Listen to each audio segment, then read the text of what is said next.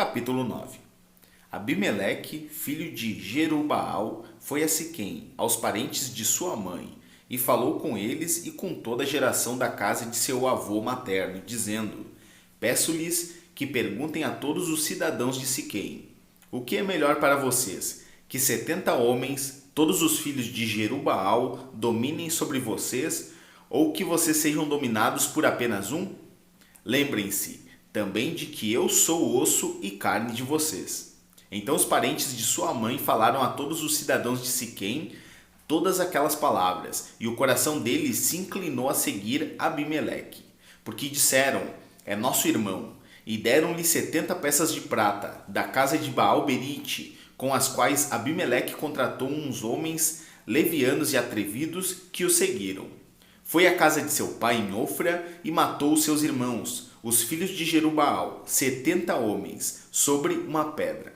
Porém, Jotão, o filho mais moço de Jerubbaal, escapou, porque havia se escondido. Então se reuniu todos os cidadãos de Siquém e toda Bet-Milo, foram e proclamaram Abimeleque rei, junto ao carvalho memorial que está perto de Siquém. Quando soube disto, Jotão foi e se pôs no alto do monte Gerizim, e em alta voz gritou, dizendo: Cidadãos de Siquém, escutem o que vou dizer, e Deus escutará vocês. Certa vez as árvores foram ungir para si um rei. Disseram à oliveira: reine sobre nós. Porém a oliveira lhes respondeu: deixaria eu o meu óleo apreciado por Deus e pelos homens para dominar sobre as árvores?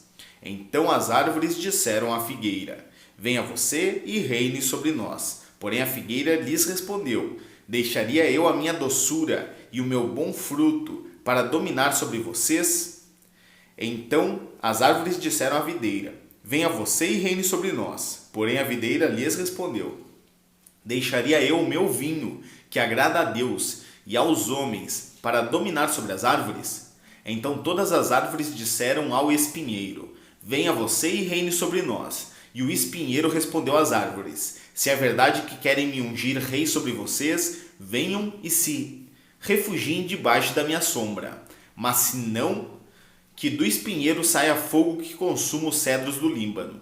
Jotão continuou: e agora, se vocês agiram de boa fé e com sinceridade proclamando Abimeleque como rei, se vocês fizeram o que é correto em relação a Jerubbaal e a sua casa, e se o trataram segundo ele merecia pelo que fez, porque o meu pai lutou por vocês, arriscou a vida e os livrou das mãos dos midianitas. Mas hoje vocês se levantaram contra a casa de meu pai e mataram os filhos dele, 70 homens, sobre uma pedra. E a Abimeleque, filho da escrava dele, vocês puseram como rei sobre os cidadãos de Siquém, porque é irmão de vocês. Se vocês agiram de boa fé e com sinceridade para com Jerubbaal e a sua casa, então alegrem-se com Abimeleque, e que ele também se alegre com vocês. Mas se este não for o caso, que saia fogo de Abimeleque e consuma os cidadãos de Siquém e Bet-Milo, e que saia fogo dos cidadãos de Siquém e de Bet-Milo que consuma Abimeleque. Depois disso Jotão fugiu e foi para Beer, onde ficou morando, porque estava com medo de seu irmão Abimeleque. Abimeleque havia dominado sobre Israel durante 3 anos, quando Deus suscitou um espírito de aversão entre Abimeleque e os cidadãos de Siquém, que foram desleais com Abimeleque. Isto aconteceu para que fosse vingada a violência praticada contra os 70 filhos de Jerubbaal, e para que fossem castigados tanto Abimeleque, que era irmão deles e os havia matado, como os cidadãos de Siquém, que contribuíram para que ele matasse os seus próprios irmãos. Os cidadãos de Siquém puseram sobre os altos dos montes homens de emboscada contra Abimeleque, e eles assaltavam todos os que passavam pelo caminho perto deles. E Abimeleque foi informado disso. Gaal, filho de Ebed, veio com seus irmãos e se estabeleceram em Siquém, e os irmãos de Siquém confiaram nele. Foram ao campo, cortaram os cachos das uvas, pisaram as uvas, fizeram festas, foram à casa de seu Deus, comeram, beberam e amaldiçoaram Abimeleque. E Gaal, filho de Ebed, disse: quem é Abimeleque e quem somos nós de Siquém para que o servamos? Não é ele, filho de Jerubbaal, e não é Zebul, o seu oficial? Seria melhor servir os homens de Amor, pai de Siquém, mas nós, por que serviremos a ele? Quem dera estivesse esse povo na minha mão. Eu expulsaria Abimeleque e diria a Abimeleque: multiplique o seu exército e venha lutar.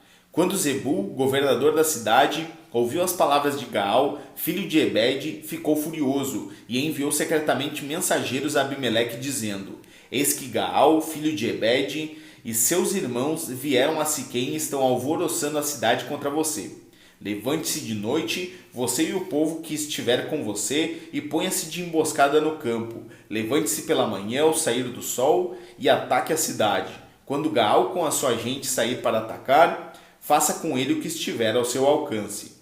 Assim, Abimeleque se levantou de noite e todo o povo que estava com ele, e se puseram de emboscada contra Siquém, em 4 grupos. Gaal, filho de Ebed, saiu e pôs-se à entrada do portão da cidade. Com isto, Abimeleque e todo o povo que estava com ele se levantaram das emboscadas. Gaal viu aquele povo e disse a Zebul: veja, vem gente descendo do alto dos montes. Mas Zebul respondeu: você está vendo as sombras dos montes, elas se parecem com homens. Porém Gaal tornou ainda a falar e disse: veja, vem gente descendo bem na nossa frente e uma tropa vem vindo do caminho do carvalho dos adivinhos. Então Zebul disse a Gaal: onde ficaram agora suas ameaças? Não foi você quem dizia: quem é Abimeleque para que o sirvamos? Não é este o povo que você desprezou? Pois sai agora e vá lutar contra ele. Gaal saiu à frente dos cidadãos de Siquém e lutou contra Abimeleque. Abimeleque perseguiu Gaal, que fugiu dele, e muitos feridos caíram até a entrada do portão da cidade. Abimeleque ficou em Arumá, e Zebul expulsou Gaal e seus irmãos para que não ficassem morando em Siquém. No dia seguinte, o povo de Siquém saiu ao campo e Abimeleque foi avisado disto.